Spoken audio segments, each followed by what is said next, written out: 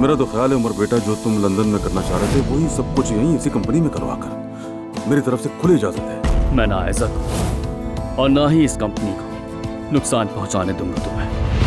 आयजा या फिर चाहे ये कंपनी, दोनों तुम्हारे नहीं है।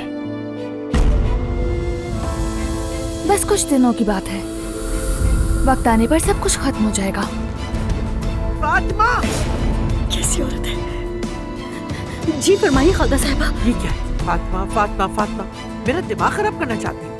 अगर तुम्हारी सफाई भी तुम्हारे खाने की तरह हुई तो तुम अपने आप को दरवाजे के बाहर पाओ। ये तो मेरे सिग्नेचर हैं। मैंने कहा था खेल खत्म हो चुका है, क्योंकि असल डॉक्यूमेंट्स अब मेरे पास हैं तो, और अब तुम खुशी खुशी इस अंगूठी को उतार कर फेंक सकती हो। ऐसी हरकत बिल्कुल मत करना। आयजा, इस बेईमानी रिश्ते को खत्म करने का वक्त आ गया है।